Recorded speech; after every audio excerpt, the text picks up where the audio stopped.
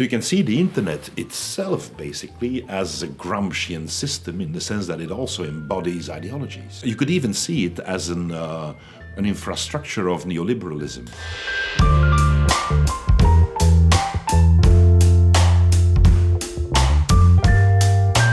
Antonio Gramsci was a socialist communist leader in the early 20th century in Italy.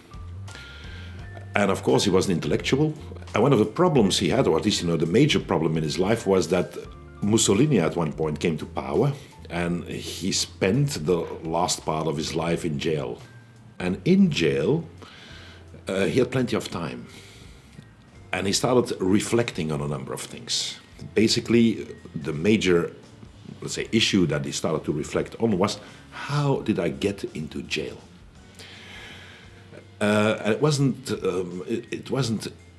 a weird question in the sense that until the early 20s, it looked as if Italy would become a socialist state. Socialist parties, workers' parties had huge mass, say, membership, were very active, were also very well organized, very well structured. And yet, all of a sudden, you had Mussolini emerging out of nowhere, well, actually emerging out of the labor movement. He was a socialist, used to be a member of the Socialist Party. He essentially grabs power. And then what happens is that people like Gramsci, who believed that they were winning, all of a sudden find themselves in jail. These reflections about how he got into jail, how he got into that big problem, resulted in very long reflections on almost any important issue of the time. It reflected on the structure of Italy, the history of Italy, the history of the party, the tactics of the party, and most of all also the way in which the other side had won. The entire thing eventually became something like 2,000 pages. So he got these very cheap notebooks. He was only allowed a little bit of literature, and of course he couldn't have access to Marx or Lenin's writings, but that was, of course, more or less evident. But he scribbled and scribbled and scribbled. The notebooks were smuggled out of the jail by some of his friends, and they remained basically hidden until after the Second World War. And it's only then that they re-emerged all of a sudden. And when they were edited, so at least a number of selections were edited because it was in an enormous volume, when they were edited, they became one of the most influential documents of the 20th century. A document of social theory, political theory, a theory of ideology, a theory of mass culture. They became immensely influential. For instance, they influenced a completely new, completely new approach to Marx, as well as to mass mobilization, political leadership, and also, the construction of a political strategy. And in that sense, they defined the second half of the 20th century when it comes to understanding social struggle and also intellectual life. Gramsci was one of the few people who made, or at least within the Marxist camp, so to speak, who based his own ideas on a very deep analysis of the enemy. So in other words, when he spoke about socialist strategy or revolutionary strategy, he didn't really reflect much on the working class, on the proletariat as an organized political force, and so on and so on. No, most of what we read in his notebooks, the prison notebooks, are reflections on the others, on those who supported Mussolini, i.e.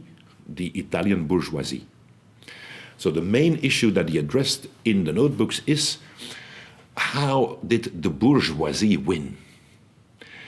And what we get is an enormous analysis, a very detailed analysis of a new imagination of real life, power struggles, okay, in which he distinguished on the one hand between hard power, so the power of the state, of the army, the police force, and so on, which is repression. But he also identified an entirely different layer of power, which was hegemony. Hegemony, in his view, was the way in which all sorts of notions that we have, and that actually are, rooted in one group of the population, for instance, the bourgeoisie, how they become spread and generalized through all sorts of non-violent means like education, art, and so on, media, are being spread all through the population, all down to the level of everyday thought, where we believe that it's not just ideology, it's just a fact of life. Like the idea that we have to work, right? And that work means working for the profit of others, right? Those would be normal ideas for very many people. Well, he identified these ideas as hegemony.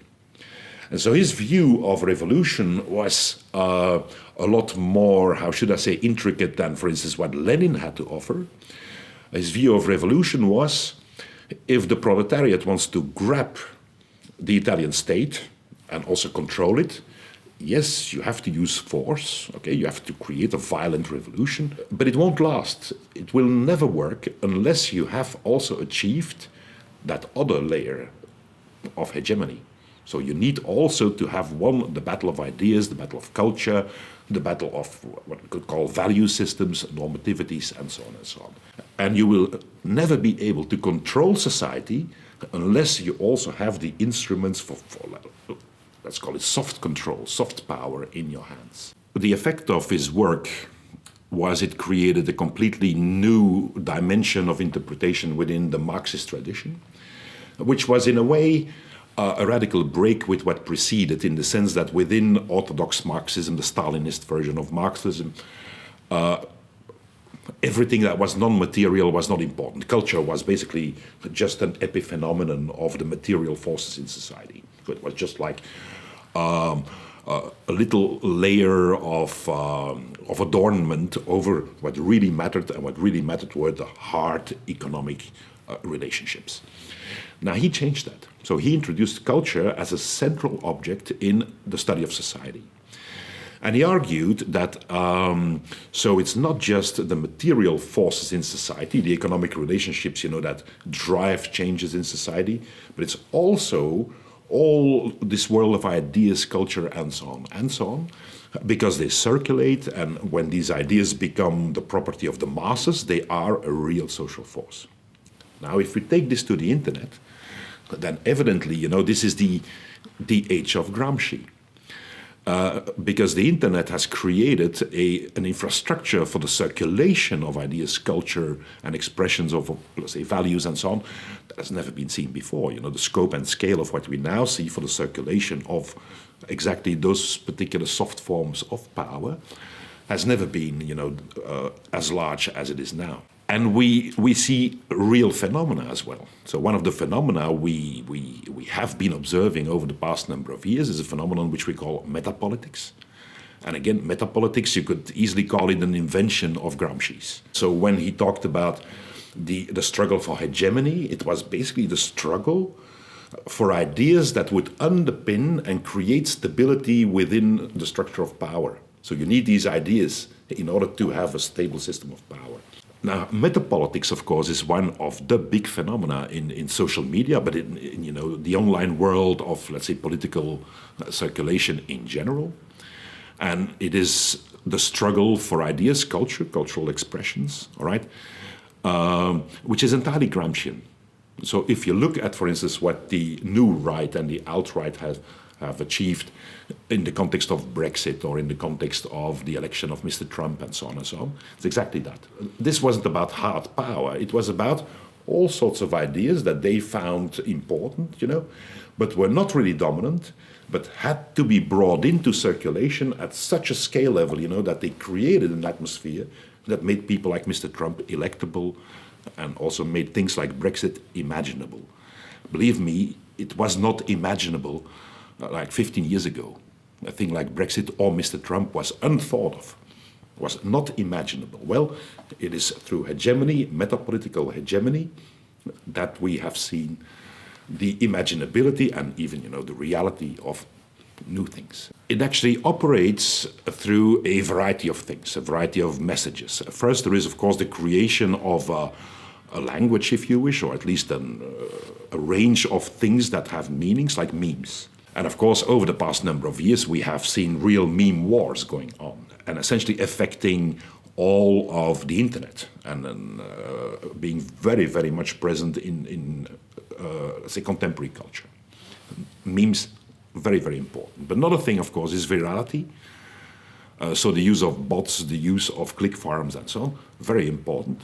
And also a very practical phenomenon. So you need to create a certain mass level of circulation before ideas effectively get spread and also might start to affect people.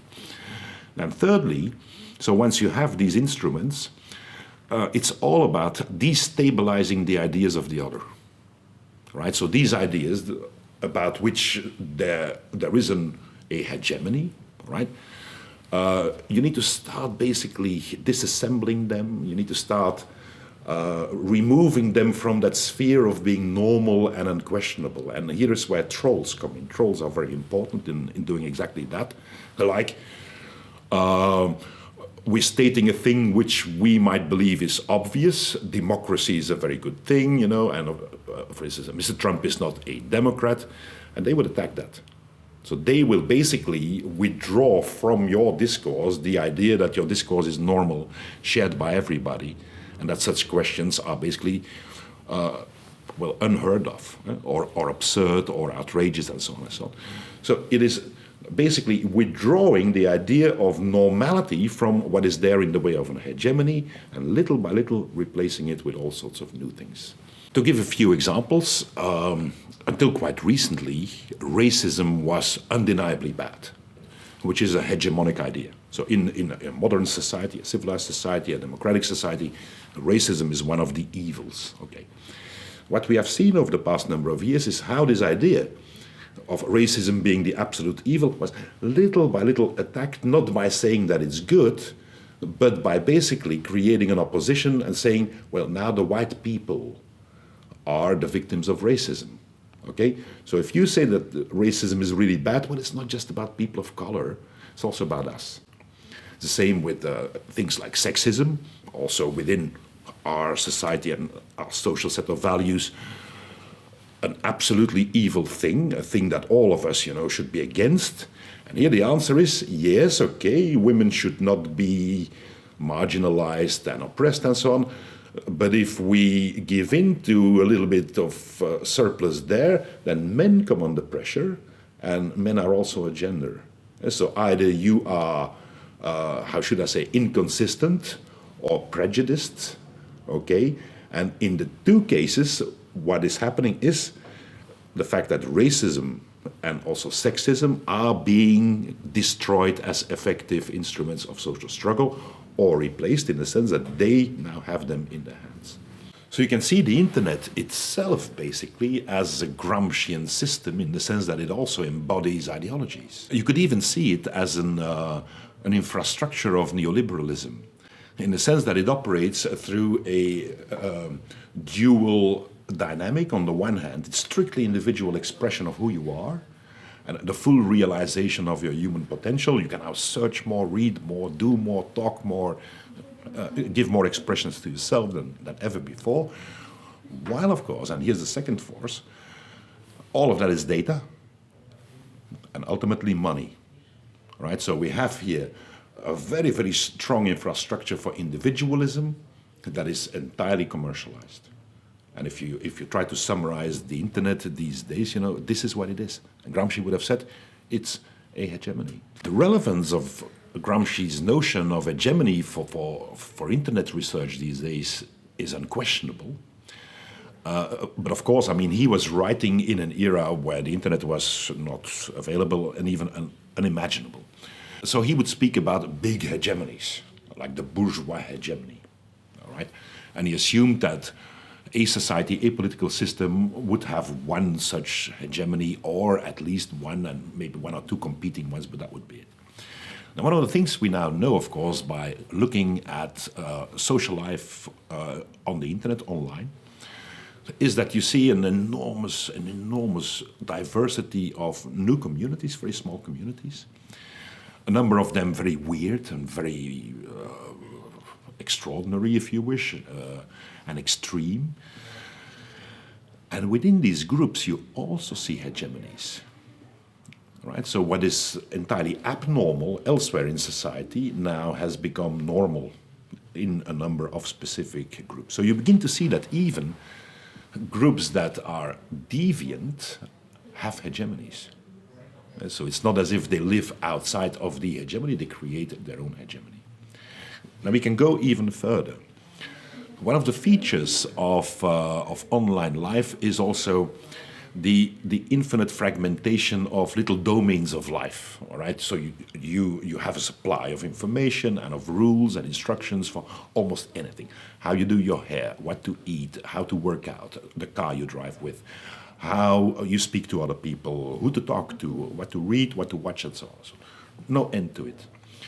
And all of these little zones of life, all right, are offered in a hegemonic way. We now call that micro-hegemonies, right? Tiny little hegemonies, that basically instruct you to make choices that have a particular structure that are seen as normal. We can easily see that when we look at behavior online, for instance, in numbers of likes.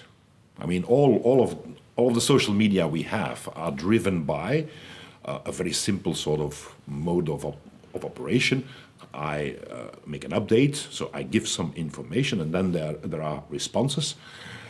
And what matters to very many people is how many responses do I get, how many likes do I get, how many followers do I have, and so on and so on.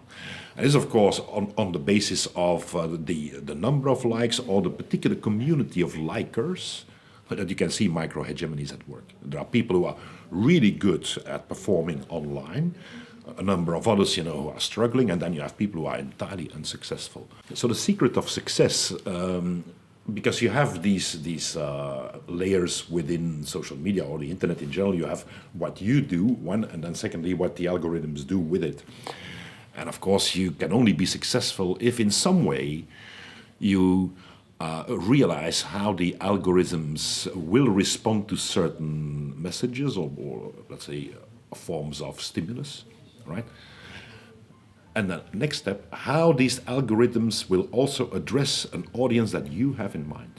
So in other words, you need to think about how the logic of the algorithms brings a particular message to a particular audience, and if you do that, you're very successful. A part of the internet that I would show Gramsci today would be, I think, the websites of the major mainstream media, like, for instance, the BBC or a number of other very, very big players. And I would show him how most of what you see there is controlled by an algorithm or a number of algorithms. And it's controlled by a hegemony that has to do with the number of clicks and the number of uptake, the volume of uptake you get. He would no doubt be very excited as a political thinker, but also very worried, because he thought about, say, political life as basically controlled by civil society. So civil society was the dynamic behind the political world, the political system. And now, of course, most of it is privatized. Most of what we see in that sense is, or at least media these days, are no longer civil society operations. They are big businesses. And he would be gravely concerned about that. And he may be quite pessimistic about, the chances of the proletariat of ever creating a socialist revolution, because the forces of the enemy have become huge.